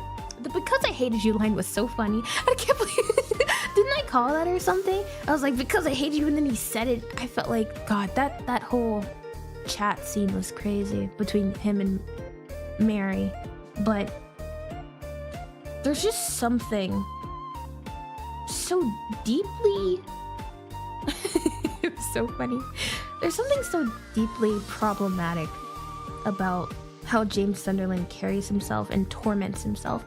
And I think the important thing, there's something really poignant about Silent Hill 2. And I remember I was talking to Poma, I think, about Silent Hill, because I was excited that she was playing Silent Hill F, and I really wanted her to play Silent Hill 2. I hope she still plays it. I really do. If she plays it, I will be there the whole time. I probably won't chat a lot, but I will be watching, because I really love watching people play that game specifically, because I feel like James Sunderland is such a Trojan horse for critiquing how people engage. And I really, really like that. That is the thing I respect the most out of Silent Hill 2. I love how it critiques James's involvement with other people, his interactions with other people. I think its criticism is much stronger in the original just because of how much a wet paper towel Silent Hill 2's James Sunderland is. I remember I watched because I really like Angela, so I was curious because I remember around the time that the remake came out, I got a lot of videos talking about their frustration with the new version of Angela, and I was like, what the fuck are you talking about? Because once I played it, I was like, I love Angela. I love her so much. What are we talking about? Why were people so upset with her? And because that was like my first experience, like seeing people who like Silent Hill talk about Silent Hill. Like it's always been a floater game I was interested in, but I'd never looked into how the community reflected on the game. I always just was like, oh, this game looks kick-ass. I would love to play this game. I'm a big fan of like Resident Evil games, so I think this would be really fun. It's like a different avenue for this type of a horror game. I think that would be really interesting. I feel like it plays much more into like the brainiac side of horror in a way that I feel like a lot of modern games that call themselves psychological horrors don't really do as well. And I am right about that. I do think that a lot of psychological horrors do not engage with it quite like Silent Hill did. But that being said, I think James Sunderland is a deeply flawed person, and I feel like it's so interesting because he's very human is the thing that I like about him the most. He is very human. He's stupid. He's dumb as a bag of rocks, and I hate him. But he's so human that I do find myself endeared by him, even though I know my actual feelings towards him. I don't like James Sunderland, but I do like him. I like watching him. I like engaging with him. But I don't like him, you know? It's really fascinating that they have pulled these two emotions out of me, and that's probably why I'm still so charmed by that game, is that I'm getting such an in-depth look at his mind through this entire playthrough, and I really, really enjoy the multiple facets and multitudes to his character through the storytelling. Also, the fact that Mary's in the backseat, at the start of the game, he knows where Mary is. She's right there. He's actively walking away from her. And I think that's really interesting. The original is not beginner friendly. I have heard that, which kind of makes me want to play it, but I don't know. What if I'm ass at it? Yeah, you can see her in the back seat. It's not even the trunk, I don't think. I think it's the back seat. Is it the trunk or is it the back seat? I can't remember. Also, yeah, beating up Eddie with a pipe. I remember. I think that's my favorite thing we've ever done. I think that little moment of psychosis I had, where I was so offended at Eddie for. Is his name Eddie? I think it's Eddie, right? Let me double check this before I start swearing up and down at someone. Silent Hill. Yeah, that's the bitch. I hate this guy. Okay, a lot of people had a lot to say about Eddie, and a lot of people said I was being far too harsh on Eddie, and I do not agree. I have looked into his character. I've watched a lot of videos that are like, Eddie is the most tragic character ever in gaming history, right? Yes, I had to make sure I was targeting the right guy, you know. I've seen a lot about people. Here, as soon as I typed in Eddie Silent Hill 2, right? It's like, I think Eddie's one of the saddest characters on Reddit, right? On the Silent Hill Reddit. You know. But I don't. I think definitely because I have a lot less flexibility with people than some others. With Eddie, his character is just James without the loving introspection that we get over the course of the game. And I think the reason why so many people view Eddie as a tragedy is because they see this truth and do not think that he deserves the things that he gets. No, I do not think you deserve to be trapped in Silent Hill. But I also think you have choices that you make in life. And because these are all grown-ass men, you have the ability to reflect. At any point, you have a level to reflect. And James even does this. He doesn't do it well. God damn, he does not do it well. But he does do it. You are capable of engaging in self-reflection. You can be a bad person and still make changes, but the problem is that Eddie doesn't. Eddie is more than capable at the start of the game of making changes that would save his life, but he does not. He does not. There's nothing wrong with that, but I think it is important to understand when I say I have no empathy for Eddie, it is because I related to a lot of the things that Eddie said for different reasons, obviously. But I related to a lot of the things that Eddie clearly was struggling with. And even then, your responses are indicative of who you are as a person. Even if you struggle, even if you do things wrong, even if you fuck up, even if you make mistakes, you are still a person, capable. You are a capable individual who can make better choices. And I think that's my frustration with Eddie. And that's why it kind of boiled my blood a little bit when he pulled a gun out on me. For one, fuck you, bitch. You did not pull a gun out on me. But two, is even though James is a dick to Eddie in some scenes, it does not justify where we go. And it does not make sense that you're trying to pick a fight with me. Walk away. You know? Yeah, Eddie and Angela are definitely supposed to be the two ends of the Silent Hill experience, with James being somewhere in the middle. Much closer to Eddie than he is Angela, but definitely somewhere in the middle. Of course, with Eddie, the way he talks to you before that big fight is clearly, to me, indicative of the struggles that James feels that end up getting churned out and regurgitated into what is Pyramid Head. That's what, for me, Eddie feels. And Angela is the reason why we're here in Silent Hill. Most of her scenes, most of her dialogue is really much more a reflection of James. And that's honestly, that is the other thing that I feel like when we're talking about these characters, you can clearly tell how they reflect and engage and refract a lot of these feelings that James has, and a lot of the ways in which Silent Hill works for these characters specifically. Not everyone, for these characters. And I do feel like Silent Hill F doesn't utilize their characters in a way that works. I feel like if I know I said I would stop talking about Silent Hill F, I can't help myself.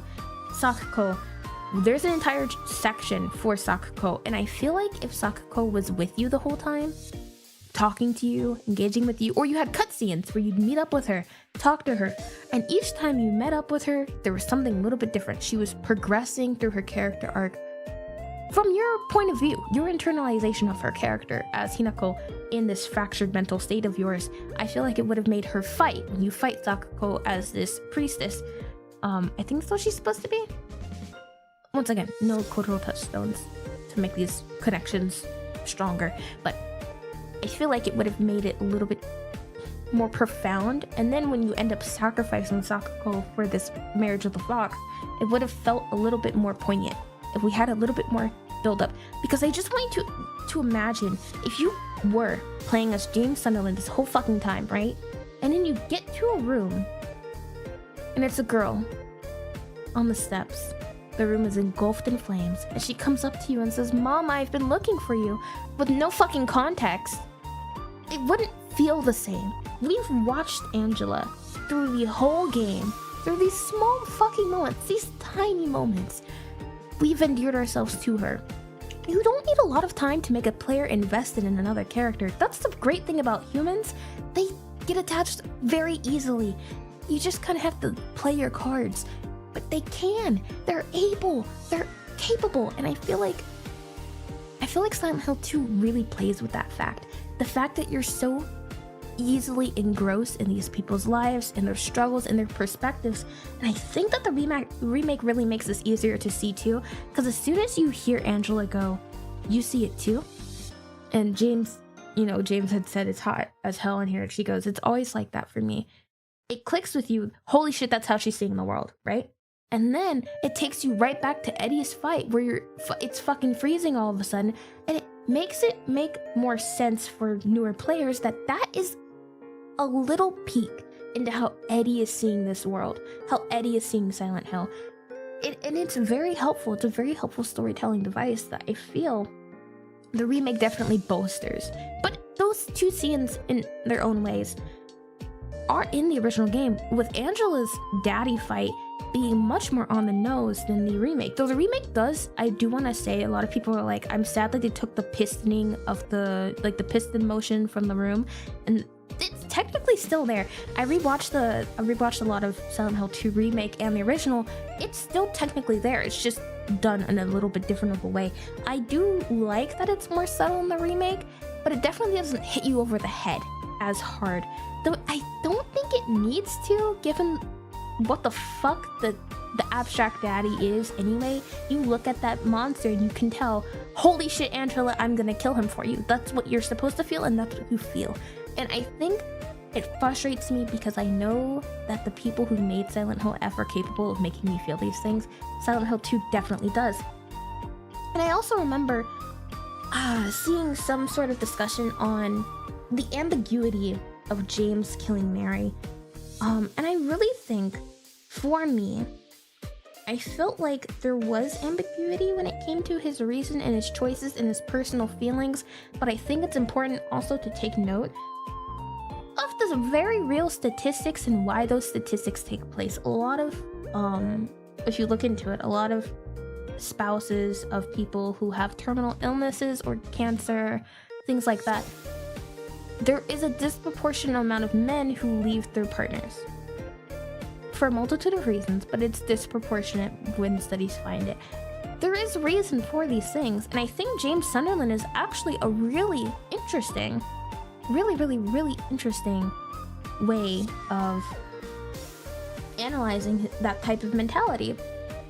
It's really interesting. I think it's really a really good window into how that happens. You can see James's frustrations in every aspect, emotional, intimate, everything. And James is truly a very lonely person. Hi!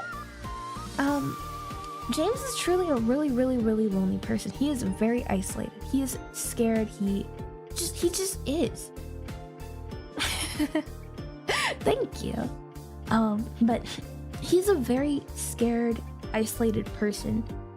And Mary made him not feel alone, and suddenly she's stricken with illness that makes them lash out. They have arguments, there's fighting. She is so desperate for some sort of release, whether it be emotional through these arguments or from the literal release of death, that it is emotionally hounding, right? It's really interesting. By their own authors, I mean,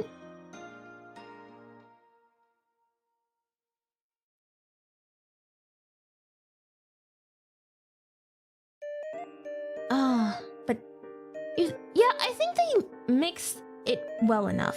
I won't say that Silent Hill 2 is perfect for the way that they tell their story, but I will say that it's strong enough that the moments that are weak are easily forgotten. And I do think it's important to keep in mind when I'm talking about like other games, when I'm critiquing a game, I'm critiquing it because the lowlights are outweighing the highlights. And it feels like they missed the mark with these highlights that I really wanted. I can see that they're capable of. And I think that is the thing that always gets me. Whenever I'm passionately talking about something, it's because I can see its potential and I know that it's capable of doing something better. It's why I don't like the people I care about to talk badly about themselves, because if I didn't think you deserved to be uplifted, I wouldn't fucking care. But I know that you can. I know you're capable. I know it's possible for you to do the things that you deserve to do. The things that you deserve to have be done for you by yourself. And I do think sometimes games show promise and then fail in ways that pull down those highlights with it. I think Silent Hill 2, including its remake, do not have the amount of issues that outweigh it. I definitely can see, like, if we're talking about just runtime, I think the Silent Hill 2 remake is far too long. Runtime wise, I don't know how they cut down on it. I'm pretty sure the original, let me Google. We have Google. The internet is free. The internet is, nothing's free, but you know what I mean. The internet I have access to. Silent Hill 2 original runtime. The original is about 8 hours. Is it about 8 hours? Okay. It's about 8 hours, and then the remake runtime. Remake is 16. They doubled the length of the game. That's fucking crazy. Jesus. I feel like it's not free, but you know what I mean. It's not free, but it you have access to it, you know? Yeah, the original game is about 8 to 9 hours from where I saw, and the remake is about 16 to 18 hours long. And I feel like you definitely could have cut down on some things. But I also think that the remake was trying to not just regurgitate the same game, so there's some grace there. Definitely still could have been like an 11 to 13 hour game instead of 18 to 16 hours, but we be kind. On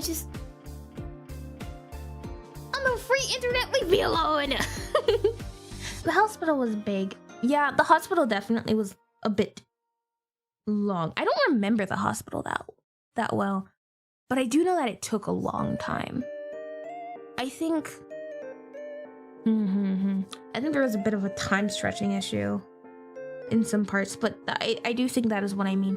I think the highlights of Silent Hill 2 are so much higher and brighter than the lowest parts of the game, and I don't think the lowest parts of the game are not low enough to drag everything down with it upon retrospection. I think Silent Hill F doesn't have that wiggle room. I think Silent Hill F doesn't have enough moments, enough consistency with its, and I definitely do think that is because of its combat system, which sucks, is what I will say. It sucks. And I don't like it, but that's okay. I really wish that things were more engaging in ways that counted. Now, we might re-pick up on this should anything happen. I think there was talks a while ago. I don't know for sure. I could be talking out my ass. Please do not quote me on this. Please do not quote me on this. There might be further remakes down the line. I'm really hoping there is a remake of Silent Hill 1 or Silent Hill 3. Just because I think it would be fun. I think it'd be cool. But if there is, we'll revisit it. We'll talk about it. We'll expand, this discussion. Because I think Silent Hill 1 and 3 are a sister sort of titling. And I feel like playing them back to back would be really fun. I would really want to do that. I would really enjoy that. I haven't watched Silent Hill 3 in full. I've seen some things here and there. I know enough, but I'm really excited. We will eventually play Silent Hill 3. I want to play Silent Hill 1 and Silent Hill 3 kind of back to back. I don't know when though. That's the problem. I don't know when. There's so many games, so many cool things. I don't know. Where's also really cool. I haven't heard as much about it, but I definitely have heard of it. Do I plan on watching the 2006 movie? Not particularly, but I have... I vaguely remember it. It did not leave a lasting impression on me. Yeah, there's just so much to backlog. We have so many games we can play. I think that's the fun thing about... I think that's my favorite thing, having... Because I've only been debuted for a year. I think the most exciting thing about being so young still as a VTuber is that we get to backlog through so many games, and they come in and out of fashion. It's always a treat. Yeah. So we'll get to them. I will say that the next series we're gonna play. I've been going back and forth on when I was gonna get around to this series. I played the first chapter of this series, I think when it came out. I just didn't get the rest of them. I didn't play the whole season, but I The Walking Dead. Telltale's The Walking Dead. We will be playing season 1 Telltale's The Walking Dead starting next week. I'm very excited. I think it's starting next week. I can recheck. I have technology. I can check. Yes, it is next week. So I'm really excited about that. I've been really wanting to play it. So that's what we'll be doing next week. I'm really excited. I will see you guys technically today, but tomorrow. Technically today, but tomorrow. For some karaoke. It's gonna be chill. It's gonna be relaxed. We're just gonna sit around, we're gonna sing some songs I've already sung. Maybe some songs I haven't sung in a while. I'll see if there's any new tracks out there. Maybe we'll sing some V for Mirai songs. I'm not too sure quite yet. But it's gonna be really relaxed. It's gonna be really chill. I'm really excited. Thank you so much for hanging out with me, and thank you for having this little brain moment with me. It was really sweet of you guys. I cannot wait. I'll see you guys later. Yeah, we're gonna have tons of fun. Don't worry. I'm excited. So, thank you. I'll see you guys. Okay. Bye-bye!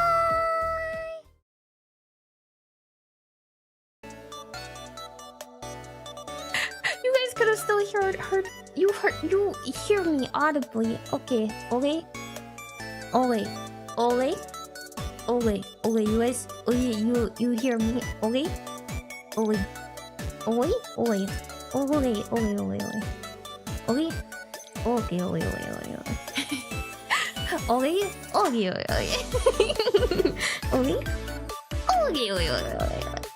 Okay. I'm so sorry. Okay. Okay.